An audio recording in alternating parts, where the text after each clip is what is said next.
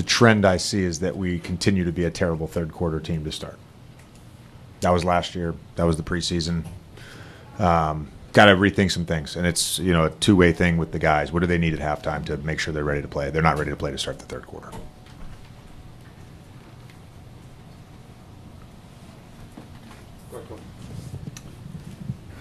JJ, pregame you mentioned discipline as something that needs to be there, specifically when it came to playing their post splits. Just overall, in a macro sense, how would you assess the team's discipline tonight? Pretty good, actually. Outside of a few buckets there in the third quarter, pretty good. JJ, Luka's workload was so heavy. How do you try to get other guys to get more involved and help out with what you guys have going on out there? Every game is different. I'm not concerned about that. JJ, you talked about when it comes defensively about the level of connection and effort it's going to take from everybody. Where's the connection on the offensive end right now, and how much of sort of this being the early stages would you attribute the turnovers to, and guys just maybe not being in the right places or the places people expect? Yeah, I think that's more it. Again, trying to throw a lob pass, fit in a lob pass to DA, and it ends up being a turnover. I think that's going to happen to any team, to any two-man partnership, whether you've got continuity. That happens sometimes. I think it's mostly self-inflicted, and I think if you look at this game, like a microcosm of this game was we did enough good things to put ourselves in a position to win for most of the game, and that when we didn't do those things, they were self-inflicted. You touched on it. They were self-inflicted. So that's not being organized in early offense. That's having the wrong guy bring it up. That's we knew they were blitzing and stack. That's supposed to be stack 2. Guy stays. Now there's no outlet for the passer. Those are not sprinting back. We make a run. We got 2 guys back. Buddy Hield gets a wide open 3 for some reason on a full court pass. Those are self-inflicted things. So that's not anything Golden State did to us. The pregame you mentioned kind of how the team has gone through this whole process without LeBron. Like camp has been without LeBron. You're going to solve these problems in the immediacy with the issues that are happening with this roster. At some point, you're going to get another huge piece back. Do you allow yourself any brain power thinking about how LeBron fits in with what this group is now, or can you not afford to do that? It's hard to forget about LeBron. The reality is when you're focused on the group that you have, you got to make that group work.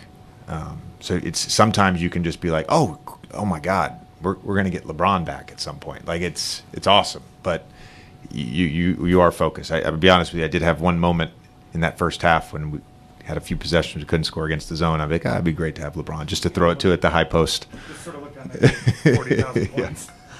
Yeah. Can you kind of split the self-inflicted wounds that come from just we have better habits than this, we know how to play, versus these are the growing pains of some of the new pieces coming together and understanding the intricacies of the offense and understanding players' tendencies and what guys like, where they're going to be? Sure. Yeah, I think there's a little bit of that. I think that, to me, that shows up more on defense. When I said pregame, you got to be really disciplined. It's like the times, to Kobe's question, the times you make your own thing up.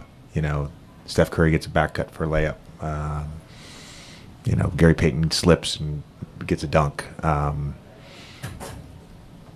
We don't read a small pick and roll, and I wasn't on the floor. I don't know what the call is, and Jimmy turns the corner, they get a layup. So there's going to be growing pains with that, I think, early in the season, and hopefully it's not long. But it's more organization than it is like knowing guys' tendencies. I think that's where the offense struggles. JJ, LeBron was so important for you guys, like defensively last year, just calling out plays, sort of quarterbacking things. Who's stepping into that role, or at least I don't know if it's just you and Greg yelling all the time, or is it like who was on the court in that role? Yeah, no, I think Da and Marcus have done a really nice job. Gabe, I know Luka and AR are being more vocal as well. But I would say right now it's Da, Marcus, Da, Marcus, and Gabe. With the following the questions that with when LeBron's not there, how do you utilize Rui in this team and this play? Ask it again. I'm sorry. How do you use Rui Hachimura utilizing it when LeBron's not in the team? How do you use him?